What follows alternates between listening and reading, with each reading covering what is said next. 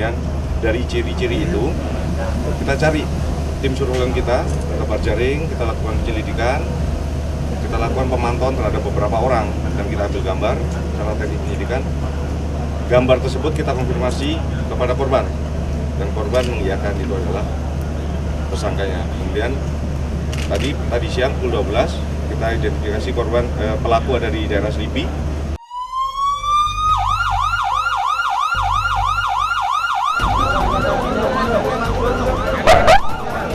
Petualangan pelaku penjamretan dan pemerkosaan terhadap seorang karyawati di JPO Lebak Bulus pada tanggal 22 November 2015 lalu berakhir sudah.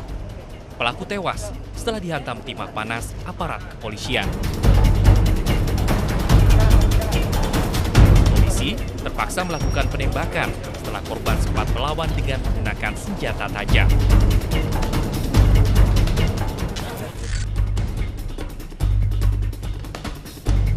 Kasus pemerkosaan dan penjamretan di jembatan penyeberangan orang telah beberapa kali terjadi. Namun, tindak kriminal di salah satu fasilitas publik ini seakan belum mendapat perhatian yang baik dari pemerintahan negeri ini. Jembatan penyeberangan yang seharusnya aman dan nyaman justru berubah fungsi. Di antaranya, bahkan dijadikan sebagai tempat berdagang. Jujur sih sebenarnya terganggu karena pertama, lokasi kita jalan juga agak jadi sempit gitu-gitu. Terus udah gitu kan semakin ada suatu tempat untuk orang-orang bisa belanja, kita kan akan semakin akan semakin banyak juga yang beli. Jadinya nggak cuman orang-orang yang di JPU itu doang yang maksudnya berkepentingan di JPU itu, tapi orang-orang dari luar pun yang nggak berkepentingan, yang kita nggak tahu kepentingannya apa juga datang ke situ. Jadi itu mungkin agak memicu sedikit terjadi hal-hal yang tidak diinginkan.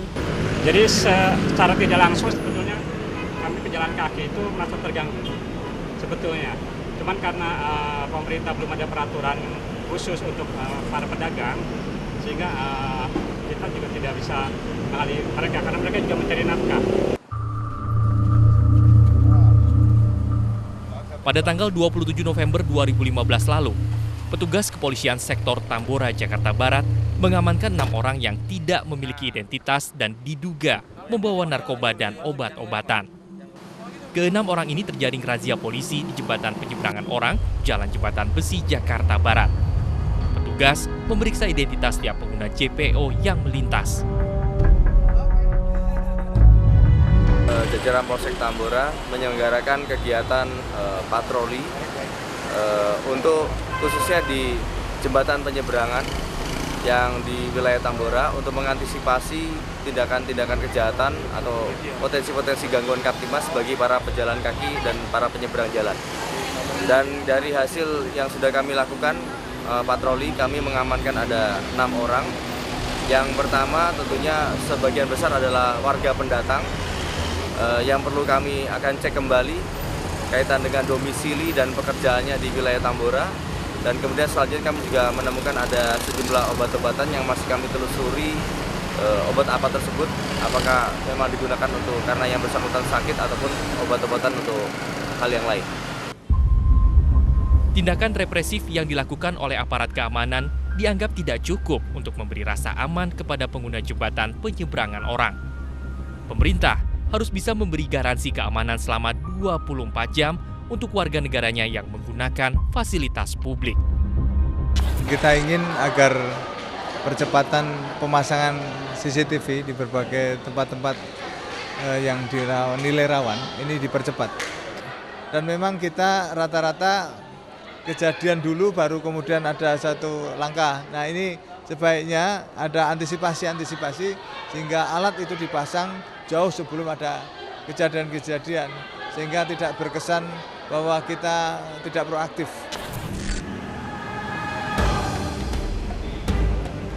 Pemerintah Provinsi DKI Jakarta berencana akan melakukan pemasangan kamera pengintai di seluruh wilayah DKI Jakarta. Sebagian nantinya akan ditempatkan pada beberapa JPO yang dianggap rawan tindak kejahatan. Pemasangan 6.000 CCTV ini akan dikoneksikan dengan Pusat Komando Polda Metro Jaya.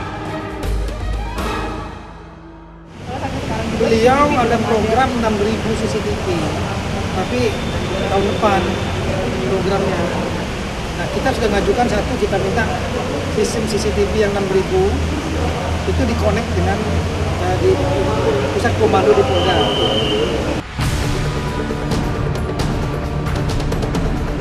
Pemerintah harus melakukan tindakan preventif untuk mencegah kriminalitas di jembatan penyeberangan orang. Salah satunya adalah dengan menertibkan papan reklame yang dipasang di JPO. Setiap pemasangan papan reklame harus sesuai dengan aturan yang tertera di dalam peraturan daerah. Memang banyak JPO-JPO sekarang yang dipakai untuk iklan. Sebenarnya sudah ada, asal kita taati saja aturannya. Dia dari lantai JPO, dia harus tingginya tuh 120. Nah, 120 baru pakai iklan. Ya, dengan pertimbangan agar transparan, terbuka, terlihat.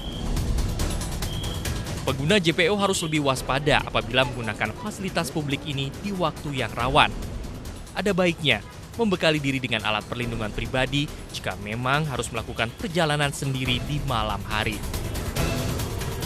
Dengan yang paling tepat adalah pada perlindungan dirinya sendiri, itu dengan entah membawa spray tertentu untuk membuat si pemerkosa lantas mengalami terapi kejut, ya, itu.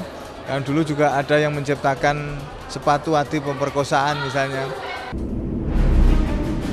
Pelaku kriminal akan selalu mengintai korbannya, kapanpun dan dimanapun mereka berada. Sehingga perlu tindakan nyata dari pemerintah untuk menutup setiap celah kesempatan yang akan mereka manfaatkan. Setiap jembatan penyeberangan orang harus dilengkapi dengan fasilitas penerangan yang cukup dan kamera pengintai untuk menjamin keamanan penggunanya. Jadi jangan bilang pemerintah tidak tahu tentang masalah ini, karena kami sudah memberitahukannya.